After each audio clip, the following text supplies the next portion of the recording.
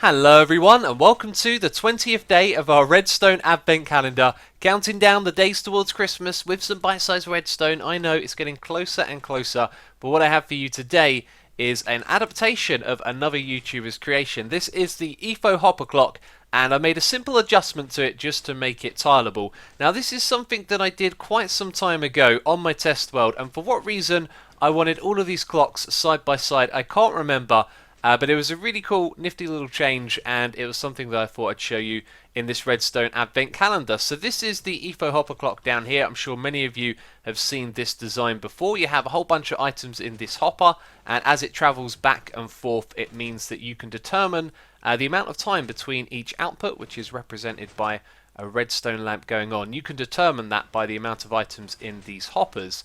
Now the problem with his design is that you couldn't stack it side by side, which really wasn't too much of a problem because you'd have a piece of redstone here and it would connect to the one that was next to it, which would then break the design. So it's very simple just to put a redstone torch here and a redstone torch above. Same thing on the other side, and then it means you can tile them side by side if you need to do so. So it's not the biggest of changes, but for those of you that haven't seen this design before, it's a one that you should really know about because it's a great little clock to build whenever you need one. Very simple to set up and easy to adjust the time by putting an amount of items inside the hopper. So now I'm going to show you how to build this. To build the hopper clock, you're going to need the contents of this chest, and you'll need some items to put inside of the clock when you want it to run as well.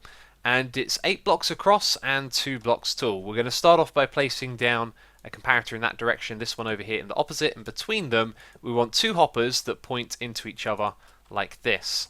Then the other side of those comparators, we're going to just put 2 blocks like so, and on these 2 blocks we want a redstone torch here, one over there. Do the same thing on this side, and then in front of this torch place a sticky piston and a redstone block, and then another torch over here, and then you can put some items inside the hopper and the clock will start.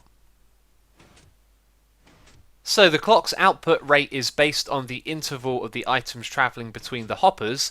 Every item that's in a hopper is going to add 0.4 seconds. So if you had 5 items inside a hopper, that would mean it would be 2 seconds every time the clock activated. And that's at either side as well. So this means if you only took your output from one side, then it could be 5 items for every 4 seconds. So 0.4 seconds per item is the number to know.